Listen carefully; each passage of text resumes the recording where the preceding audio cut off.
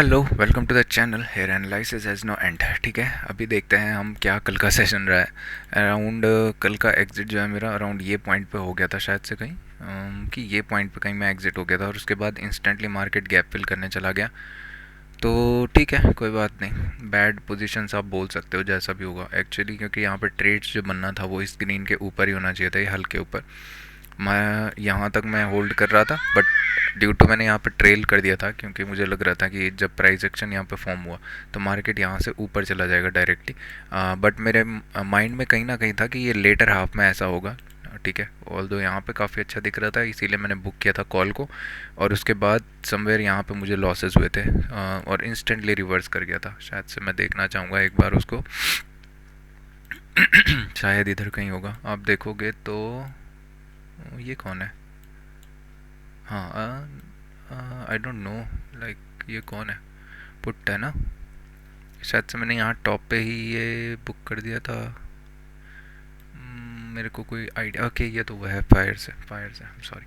तो अभी इस सब चीज़ों को छोड़ते हैं, फिलहाल के लिए देखते हैं कि मार्केट क्या कर रहा है। डेली के टाइम फ्रेम में अगर आप चल के देखोगे तो आपको एक price action kind of a thing दिख रही होगी, जिसको कि मैं एक्सपेक्ट कर भी रहा था यहाँ पे, क्योंकि अगर मैंने बस एक चीज़ थोड़ा सा राउंड गलत कर दी थी, जो मैं सोच रहा था वो एक्चुअली में ये होता है कि सेम डे पे यहाँ पे ब्रेक डाउन का आना चाहिए था। मतलब यहाँ पे ब्रेकआउट मिला होता, रेंज ये थी काइंड ऑफ अ ब्रेकआउट, ऐसा ऐसा ब्रेकआउट दिया होता, उसके बाद इंस्टेंटली नेक्स्ट डे नेगेटिव आया होता।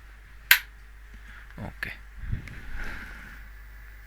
माई heater has been active for last.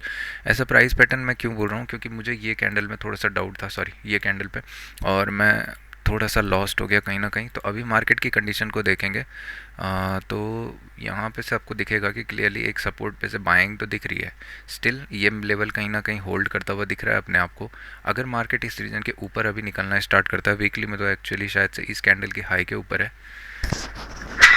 Sorry, cold.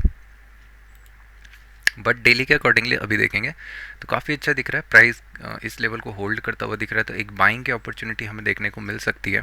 अभी नेगेटिव साइड को नहीं जाना चाहूँगा मैं, क्योंकि चांसेस था सेलर्स के पास, सेलर्स ने उसको मिस कर दिया है। अभी इसके नीचे अगर आना स्टार्ट होना हो जाता, कल ही इसके पास अच्छा स्कोप था, फिर भी मार्केट ने यहाँ से काफ़ी अच्छा सपोर्ट लिया, ब्रेकआउट सस्टेन करता हुआ दिख रहा है। इसी कैंडल के आसपास मैंने पुट शॉट भी किया था, बट लॉजिकली मुझे स्ट्रैंगल को अब नहीं करना चाहिए।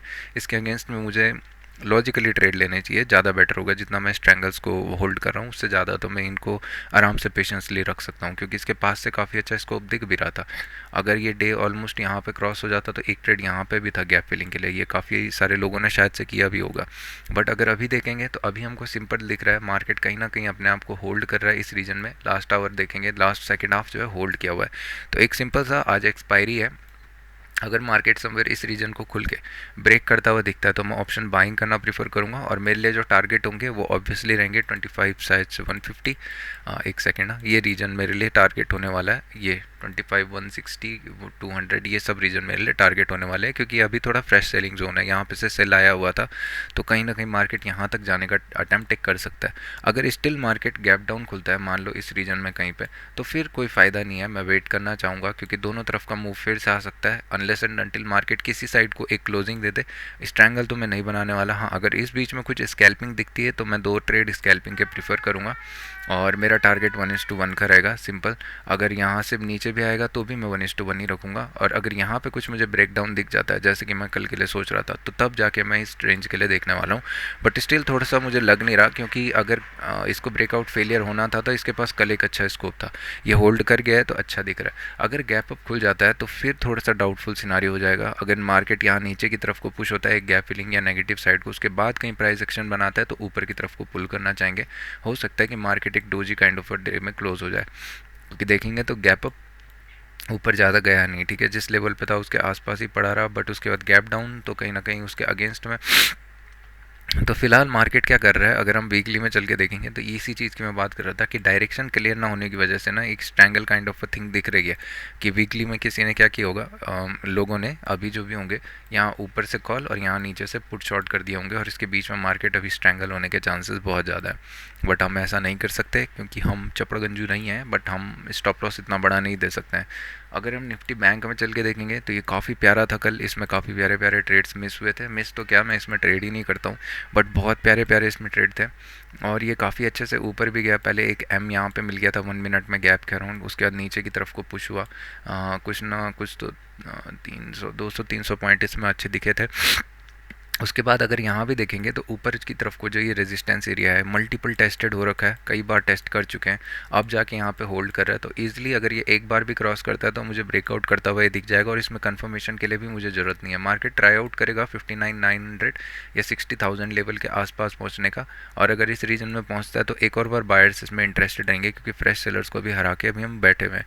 एक बार ज़रा हम डेली के टाइम फ्रेम में अगर बैंक निफ्टी को देखेंगे तो आपको एक चीज़ समझ में आ रही होगी कि मार्केट यहाँ ना एक्यूमुलेट हो रहा है काफ़ी देर, अपने आप को हाई पे होल्ड कर रहा है।